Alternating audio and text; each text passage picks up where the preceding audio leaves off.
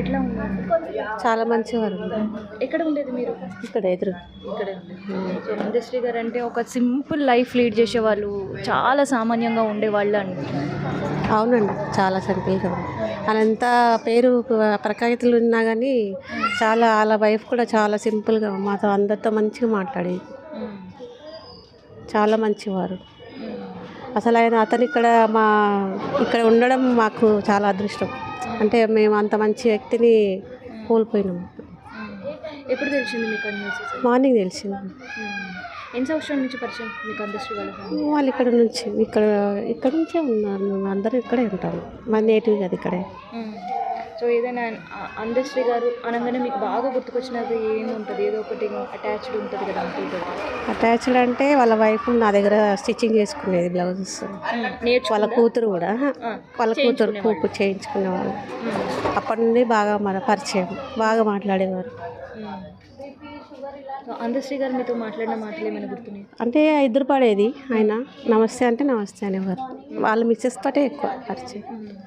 బాగా తిన్నారా అండి అది ఇది అని మాట్లాడేది. సో అందశ్రీ గారికి ఉద్యమకారుగా అవార్డు వచ్చినప్పుడు కాంగ్రెస్ గవర్నమెంట్ ఎట్లా అనిపించింది? మాకు చాలా గర్వం అనిపించింది. మా గల్లీలో ఉన్న వ్యక్తికి అందడం మాకు చాలా గర్వకారణం. సో ఆ తర్వాత కూడా ఆయన ఇట్లా చాలా చిన్న ఇంట్లో ఒక సింపుల్ లైఫ్ లీడ్ చేయడం. అవును, వాళ్ళ పిల్లలు కూడా చాలా ఎడ్యుకేటెడ్, చాలా బాగా చదువుతారు.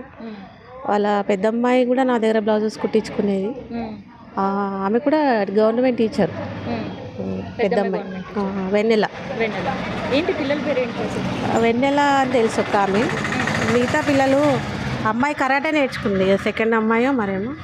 ఆమెను చూసి నేను ఇన్స్పైర్ అయ్యి మా అబ్బాయిని కూడా కరాటేలు చేర్పించాను. అసలు ఆమెనే అడిగాను నేను, ఎక్కడ అమ్మాయి ఇక్కడ అక్కడ తార్నాకలో నేర్చుకుంటున్నాను ఆంటీ అంటే, సరే మా అబ్బాయిని కూడా నేను అక్కడ పంపించాను. వాళ్ళ వైఫ్ ఎట్లా ఉండేది? చాలా మంచిది. పేరు భారత్ ఏంటది గుర్తు రావట్లేదు నాకు. ఎట్లా ఉండేది? ఏమైనా చెప్పేదా అందశ్రీ గారి గురించి? అంటే ఇంట్లో ఉండడం కావచ్చు, లేదంటే ఆయన నేను ఒకసారి అడిగాను, నాకు ఒకసారి సీఎం గురించి అంటే మాకు కొంచెం ప్లాట్లు ఇదైనండి, ఒకసారి కల్పిస్తారంటే లేదురా చాలా మందికి ఇట్లా ప్రాబ్లమ్స్ ఉన్నాయి, ఎవరిని అతను తీసుకెళ్ళి చూపిస్తారు అని అనేవారు. ఇంట్లో పిల్లల గురించి లేదంటే పిల్లలు చాలా మంచిగా.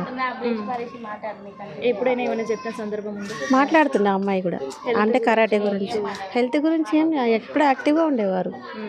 ఎప్పుడు ఆయన సన్మానం చేసుకొని వచ్చేటప్పుడు మేము ఎదురుపడే వాళ్ళం. చాలా గర్వం అనిపించేది మా బస్తీలోకి వచ్చేవారు.